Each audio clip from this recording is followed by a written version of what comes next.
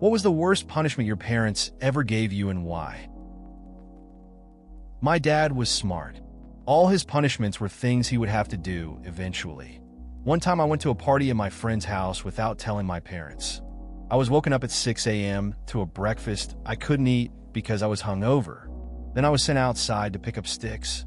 My parents' backyard is surrounded with trees. There is a never-ending supply of sticks you can pick up. Not just big ones. Any tiny twig in the grass was to be picked up.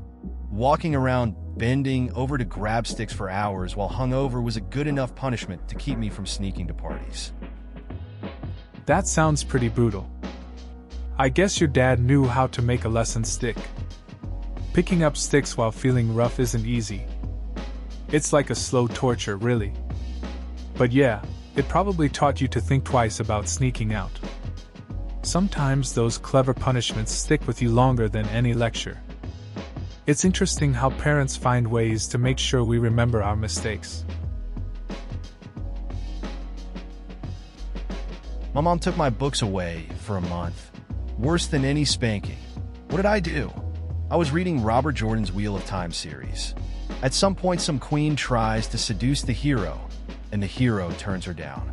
My super conservative mom found that passage. Too much sex. No reading from me for a month. You would think 1, our hero turning down sex is a good example of chastity, and 2, you would be glad your teenager is reading anything. But no, sinful thoughts and all. I get it. When parents react to something they think is inappropriate, it's frustrating. You're just trying to enjoy a good book, and then it gets taken away over one scene.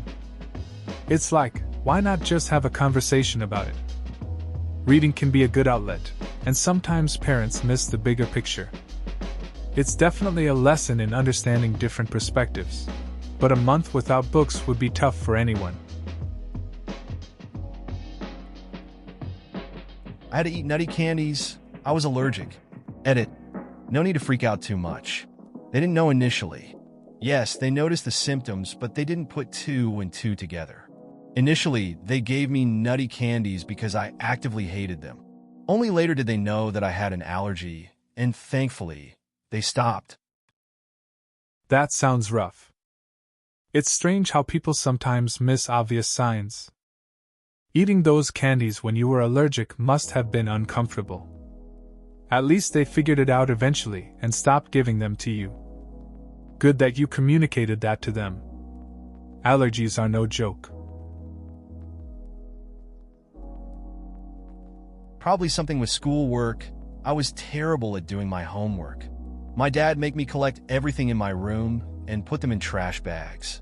I had to take all of the trash bags to the garage. So I had roughly 20 trash bags of my stuff. Took about 3 hours to collect it all. Then, once a week, I got 1 trash bag of stuff back. If I got my grade to move up, then I could collect more. Obviously, he kept the good stuff last. PlayStation, cable box, computer were all given back if I did exceptionally well. After about 7 weeks, I was able to get all my stuff back. But only after basically moving my whole room and living in a barren room for a couple of weeks. That sounds pretty tough, but I see the intention behind it. My parents had similar ideas when I wasn't keeping up with school. They'd take away my gaming time until I improved. It definitely motivated me to focus more on my studies. Living without all your stuff must have been a challenge. At least you learned a lesson, and it sounds like you came out on the other side with everything back in order. I threw a pop bottle out the car window. My dad slammed the brakes and told me to get out of the car, pick it up, and walk home. He then just took off. Mind you, we were already in our very safe neighborhood, and I was 14, but man, did I feel like shit. To this day, I have never littered, and I go off on people who do. That's a tough lesson to learn at 14. It's wild how one moment can change your perspective. You probably didn't expect to feel that kind of guilt. It stuck with you, and now you're passionate about not littering. Seems like your dad knew what he was doing, even if it felt harsh at the time. It's interesting how experiences like that shape our values going forward. It was my birthday, so my mom and her boyfriend at the time took me and my friends to go paintballing at an indoor arena. My mom's boyfriend was playing referee since we knew the owners. He got a paintball in the back of the head, assumed it was me that shot him on purpose, and pulled me out of the game and wouldn't let me back in for the rest of the games. I got to sit by myself while the rest of my family and friends enjoyed the shit out of it. Great friends. Great family. That sounds like a pretty rough birthday. It's tough when someone misplaces their anger like that. You were just there to have fun with friends. But hey, at least your friends and family were having a good time, even if you had to sit it out. Sometimes those moments just stick with you though, for better or worse. It's just part of the whole experience, I guess. I got in trouble a lot when I was a kid. More often than not, I was grounded from TV, or going outside, or they would take away my favorite toys. The worst was when they figured out I was completely okay with being grounded because it gave me time to read. So they took away my books for a couple weeks when I was 8 or so. But I still read, damn it. I used to sneak downstairs after everyone went to bed and grab a book off the bookcase in the living room. I finished Tommy Knockers, The Stand, AITA, and Gerard's Game before my parents caught on. That sounds pretty familiar. I used to get in trouble a lot too, mostly for silly things. My parents tried everything to keep me from doing stuff, including taking away my favorite games. But like you, I found ways around it. I'd sneak outside or escape into my comic books. There's something about reading at night that feels rebellious, even if it's just a book. It definitely makes the restrictions a bit bearable. At 16, I came home pissed drunk one night at like 4 a.m. Stumble around the kitchen for a while finding food, and my dad wakes up, makes a glass of water, says hello, and goes back to bed.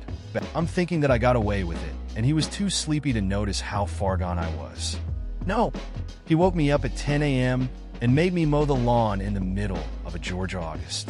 By the time I was done, it was well over 90 degrees, and I had vomited off the side of the mower a dozen times. I also had a headache from the noise and dehydration that I hoped would just kill me. The whole time my dad watched from the deck under an umbrella with a beer in hand. I remember when I was done, I walked up the steps, and he grinned and offered me a beer. Sick bastard. That sounds like a classic dad move. He probably figured it was a good lesson. Mowing the lawn while hungover is brutal, especially in that heat. It's like he wanted you to realize the consequences of your night. Watching you struggle from a comfy spot with a beer just adds to it. At least he had a sense of humor about it. Guess you learned not to overdo it, huh? The police took me to their office, and I had to sleep there through the night, 'cause I damaged stuff that was on private property. My mother neither angry nor sad. She just sat there with big disappointment in her eyes. My punishment from the police was to collect trash from a park. My mother's punishment was silent. She looked at me with this disappointment, and when I tried to talk to her, she gave me short answers, thanks Santa Claus. She eventually came back to her old behavior, but that was the worst punishment I've ever received. That sounds rough. Getting stuck at the police station isn't a good look. It's tough when your parent just shows disappointment instead of anger. Those silent treatments hit harder sometimes. Having to clean up trash is a pretty fitting punishment. At least it sounds like things got better with your mom later on. It's hard to face that kind of moment, but it seems you learned something from it. My father made me touch a burning hot piece of metal with my bare hands. It's definitely a strong deterrent, and I've had a healthy fear of hot metal, and him and being punished since then. I wasn't listening to him while using power tools, and he told me I could hurt myself. So, to make it clear, he made me hurt myself to show how painful it would be if I continued to be stupid around tools that could hurt me. I've also similarly learned you never walk away from fire, including kitchen appliances which could start fires like the stove and the oven. It kind of worked, I guess. I was a nervous, jumpy kid who was scared of lots of things, including my father for years. That sounds intense. I get the idea behind tough love, but that's a pretty extreme way to teach a lesson. It's clear it stuck with you, though. Fear can be a powerful teacher. I can relate to the lesson about not walking away from fire. I've had my moments where I learned the hard way too. It shapes you, even if it leaves some scars along the way. Probably wasn't the worst punishment, but came at the worst time. So I was in high school, and I had been talking to this girl for a while. Well, one day, I get a text from her saying, "Hey, you want to come over?" Smiley face. Well, the day before I got a ticket for speeding, grounding me, and my parents decided to punish me by taking my car away. I got so sad when I had to reply, "Can't. I'm grounded." Sad face. That kind of timing really stinks. You're all hyped about hanging out, then reality hits hard. Getting grounded is rough, especially when you finally think things are going somewhere with someone. It's like the universe just doesn't want you to have any fun. I had a similar situation, missing out on plans because of dumb rules. It just leaves you wishing for better luck next time. I would have to stand in the corner for hours on end, with my back straight and my hands behind my back. If I was caught moving at all, I would get screamed at and corrected to stand straight again. This was not my parents who did this, though they used a similar method. They would stick me in the corner for hitting, but were much less strict. For them, it was timeout. If I wasn't standing straight, they didn't care. That sounds tough. I had a friend who experienced similar discipline as a kid. He said it was all about making sure you learned your lesson, but it felt more like punishment than anything else. His parents used to put him in a room alone for a while. Sometimes, it's hard to see the line between correction and just being mean. It's interesting how different families handle things. When I was in 5th grade, age 10 to 11, I told my mom that I didn't have any homework. So she went off to her belly dance class, and I did my homework the second she left.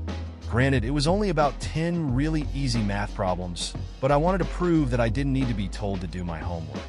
When she came back, I showed her how I had done my homework. She grounded me for a month for lying to her. Additionally, she disallowed me from watching TV on weekdays unless it was with her or my dad. I'm still grounded from TV as a junior in high school, 17. That's a bit rough. It's funny how things like that can stick with you. You thought you were being smart but ended up in deeper trouble. It's wild that it carried over into high school too. I guess some rules never change. Just a reminder that sometimes being sneaky doesn't work out like you think it will. It's a lesson learned, even if it took way longer than expected. This wasn't really my fault, but I went on a cruise that stopped at Mexico. I had no desire to go to Mexico, as I was 15 and wanted to go on the ship's computer and talk to my boyfriend. Well, my uncle somehow left the ship under my name. I don't know how this happened, but signed back in using his name. We have different last names, so they didn't make the connection and thought I was still in Mexico. They had record of me leaving and not coming back. They aren't allowed to delay the cruise for a missing person, so they told my mom they had to leave within 2 hours. She was panicking and went back to her room to pack her bag and go find me in Mexico. She wasn't going to leave me behind, thank God for that. Luckily, right as she was preparing to get off, I walked up to the group and was like, "Hey guys, when's dinner?" Everyone screamed at me, and my cousins were crying, and then I cried because I didn't know what was going on, and then they all just hugged me. The cruise line apologized profusely for the insane fuck-up, and I was basically on a leash for the rest of the cruise. That sounds like a wild situation. It's funny how quick things can escalate when everyone thinks you're missing. Your mom's reaction shows how much she cared, and it must have been a relief to see everyone again. Walking up casually asking about dinner after all that probably made it even more surreal for them. Can't blame the cruise line for being on high alert though. It's a story to remember for sure. When I was 3, I got a balloon. I don't remember where I got this balloon, it was some family outing. Anyway, I was very excited about this balloon. The time came to go home, so we all piled into the minivan, me in the car seat behind my dad, who was driving. Well, the balloon, being a balloon, kept bopping the back of my dad's seat and making balloon hitting the seat noises, as balloons hitting seats do. He got increasingly more infuriated that my 3-year-old self could not seem to comprehend how to control the balloon. So he yanked the balloon out of my tiny, innocent hands and put it out the window. And it floated away, higher and higher, and further, into oblivion. It was soul-crushing. That's a pretty relatable moment. Losing something you care about can hit hard, even at 3. Your dad probably thought he was doing the right thing, but it just shows how little kids can get attached to things. It's funny to think about how such a small event can stick with someone for so long. That balloon probably felt like the end of the world back then. When I was in the 7th grade, we had just moved to Virginia from South Carolina, aka some of the best schools in the US from some of the worst schools in the US, and I was struggling to get used to the more difficult curriculum. As a result, I got my first C on a report card that year.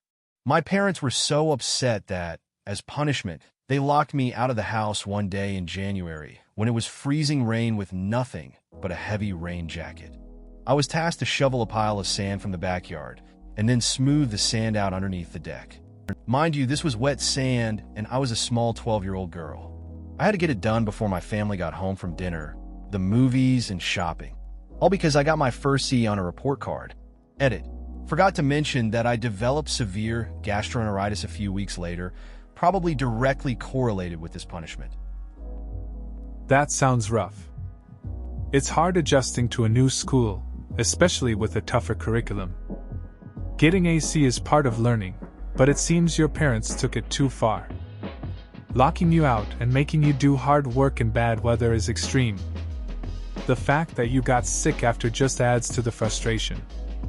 Tough lessons can stick with you, but that one seems kind of unfair. Not me, but a close friend of mine.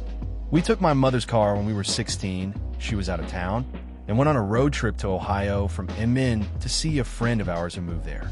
While we were there, we got pulled over for speeding, and the officer called my friend's dad, who was driving at the time, and my friend's dad was so upset the cop didn't give us a ticket or anything. He literally said to my friend, "I think you're in enough trouble. I'm just going to rip up this ticket." I was just fine with that, as I knew my mom would probably have murdered me if the officer would have called her. Anyway, once we got back, my friend's parents took the door off his room, so they could always keep an eye on him. I thought this was the worst punishment possible, and rather creative, to be honest with you. Needless to say, it was a long, quiet 12 hours home. That's a pretty wild story. Driving your mom's car for a trip like that was risky, but it sounds like an adventure. Getting pulled over definitely adds tension, especially with a parent's call involved. The dad ripping up the ticket? Sort of surprising, but shows he knew it was enough punishment already. Taking the door off? That's next level parenting. Quiet drive back must have felt endless with all that hanging over you both. I went to an end of the school year party, got drunk for the first time, and ended up passing out. My dad, obviously, expected me home by curfew. I didn't show. I also didn't answer my cell phone. None of my friends answered their cell phones. I woke up at about 5:30 a.m. and realized what I had done. As I quietly skulked through the door after driving home, my dad appeared. He had been up all night, pissed and terrified. He grounded me for the entire summer, until the first day of senior year. So I was grounded from June, late September. I never complained because I deserved that shit. That sounds like a wild experience. It's tough when you realize you've messed up, especially with your parents waiting. Getting grounded for the whole summer must have felt like a long punishment, but at least you learned your lesson. Facing the consequences is part of growing up, and it probably helped you think twice about drinking again. Those moments can be pretty eye-opening. Was grounded for 3 years with TV, internet, and could not hang out with friends. I was forced to read a book a daily and write a 2-page summary on said books. It was hell. Reason for punishment: 5th grade me had zero clue what Playboy was and just assumed it was another site for games. Boy, was I wrong. That sounds rough. Being grounded for that long really takes a toll. I remember a time I got in trouble for sneaking out. My parents took away my phone for a month. I thought I'd go crazy without it, but I ended up finding new hobbies. Guess sometimes being stuck forces you to find something else to do. Still, not being able to hang out with friends is tough. When I was 14, I was hanging out with my friend, and his parents weren't home. We wanted one of our friends to come over, but he didn't have a ride, so we took his dad's car to pick him up. Keep in mind, none of us had our license/learners, so we were completely inexperienced drivers. Anyways, we picked our friend up, and on the way back, I was trying to cross the 4-lane intersection and slammed on the gas. It was raining, and we hit a telephone pole and totaled the car. I was so scared of getting in trouble that I immediately got out of the car and started running. The police were looking for me for a couple hours and finally found me at a park near my house. When the police told my mom, she was surprisingly only slightly mad. I ended up just getting grounded for 2 weeks, so it wasn't so bad. That sounds like a wild experience. A friend I know had a similar situation when we were teens. He borrowed his dad's car without asking and ended up getting a flat tire. Instead of telling his dad, he tried to fix it himself. Long story short, he made it worse and had to call his dad to come help. The old man wasn't thrilled, but he just shook his head and let him learn from it. Hunted for my Christmas presents in advance. Found them, opened them, started playing with them. Dad found us. Made us personally, individually smash them to pieces and turn with a hammer, then bury all the pieces in the back garden. 0 presents that Christmas. I must have been about 7 years old. I'm interested. Do people think the punishment fitted the crime? Sounds like a tough lesson. It's wild how a little curiosity can end up with such a big consequence. Not sure if smashing the presents was the best approach, but I guess parents have their ways of enforcing rules. It may have felt unfair then, but it might have stuck with you as a story about respecting boundaries. At least you have a memorable Christmas story now. I think I was around age 6 or 7, but I had been crying for a very long time, just throwing a tantrum over something absolutely stupid. After a long while, my parents begging me to quit, and then finally getting just fed up with my behavior, they shoved a spoon of their homemade hot sauce in my mouth. Their hot sauce is pretty much made of 90% habanero peppers. Shut me up pretty quick. I also have a great spice tolerance now. I'll take it as a win. That's a wild story. It's funny how something as simple as hot sauce can change your perspective. I guess it worked out in the end. Crying over nothing and then getting a taste of that spice must have shifted your mood fast. It's cool you developed a spice tolerance from it. Makes family dinners way more interesting, I bet. Just a lesson learned the hard way, I guess. For doing bad in school, I was grounded from mid-term of one semester to the end of the following semester. I wasn't allowed to watch TV, use a computer, leave the yard, or do pretty much anything. I'm pretty sure the point was to force me to study, but it should have been clear that I was over my head and overwhelmed by everything going on. Looking back on it, it was awful. Rather than help me in any way, my parents would just force me to sit there as I worked myself up into a complete mess. The complete abandonment and constant reminder of how terrible I was built upon everything else and left me a mess. Writing this just makes me sound like some whiny asshole with first world problems. But I'm the product of my makers. That sounds rough. Being grounded like that doesn't really help. It seems like your parents wanted to push you to do better, but it ended up making things worse. Being overwhelmed can lead to more anxiety, not less. It's tough when the support you need isn't there, just that pressure. It's a lot to process, and it's okay to feel the way you do about it. Nothing ever physical, but the few times I did get in trouble, I was emotionally punished. Whenever I was caught in a lie, or did something wrong like getting my ears pierced illegally, my dad, whose approval I always vied for, would sit me down and tell me how disappointed he was in me and wondered where he went wrong as a father. Crushed me pretty bad. I still can't get over it. That sounds tough. It's hard when you just want to make someone proud and instead, you face disappointment. Those moments stick with you. It's like you always want that validation, and when it's taken away, it hits deep. It's understandable that you still feel that way. Sometimes, those feelings take a long time to heal. It's important to remember that everyone makes mistakes. How my parents thought similarly to yours. When I was in high school, I came home drunk off my ass once, and the next morning my punishment was to go outside and pick up all the dog poop in the yard. Except we didn't just have 1 or 2 dogs. I grew up racing sled dogs. We had over 20 dogs.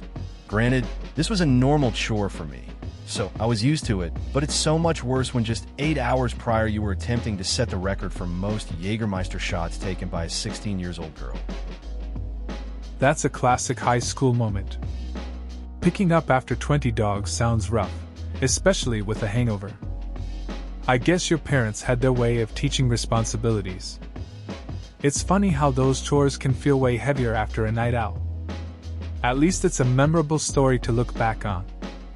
Hope you learned something from it though. My mother did that. I played World of Warcraft 2 on the family computer all the time, and it was then forbidden by her. I sneaked to the computer a couple of times, and then one day found the shortcut deleted. After clicking on the .exe directly for a couple more days, one day I found the entire program deleted. She got me good then.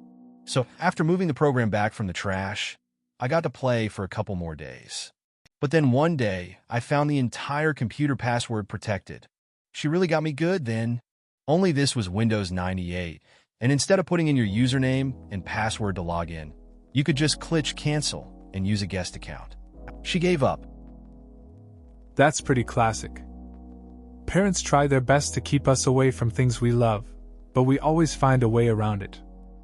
Sneaking to play on the family computer and figuring out the guest account was pretty clever.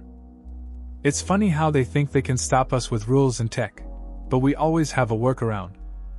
Sometimes, the effort makes it even more enjoyable. I had the exact same thing. I hated cumin. I was also the only one in my family who had to. I have an older sister and younger brother, not that much behind. The one thing that I remember was asking the person, when do we get time off? And she said, only your birthday. And I was like, what about Christmas? And she said, not even then. I was determined not to carry on. I did it for a few months, then eventually I kept doing less and less, till Mom forgot / gave up. I'm sorry you had to go through that. Cumin is Satan. I can relate. I had to deal with some extra tutoring when I was a kid too. It felt endless and everyone around me seemed fine. I remember asking about breaks and getting the same kind of responses. It was boring and felt pointless. Eventually, I just stopped going as much. My mom noticed, but I think she was relieved too. Seems like a lot of us had the same struggle with those programs. Oh damn, my mom was the same, except if I got below a 95 I was grounded. It didn't matter if my next grade was a 100 once I was grounded, it was for the rest of the semester minimum. Which meant getting an A. In spring meant I was grounded until the end of the fall semester. Summer and all probably did a lot more damage to my self-worth and motivation than any good. Yeah, I get that. My friend had a similar experience with grades. His parents were strict about academics too. He once got a B, and they took away his video games for the whole summer. It really messed with his head. He felt like he could never be good enough, no matter how hard he tried. It's tough when pressure like that comes from home. God, why do parents do this to themselves? Why not just teach the kid to remake his bed and do his laundry if he's old enough, or just buy him a cot to move into if he wakes up wet? I distinctly remember taking my sheets off in the middle of the night, putting a towel over the wet spot, and going back to sleep. My dad would come flip my mattress in the morning. It's funny how some parents handle things. Instead of teaching kids basic responsibilities, like cleaning up after themselves, they just make it harder. I remember a similar situation with a friend. He had this whole system for dealing with spills at night. It was just a towel, but it worked for him. His dad had to flip the mattress a lot, though. It's kind of a wild way to solve a simple problem.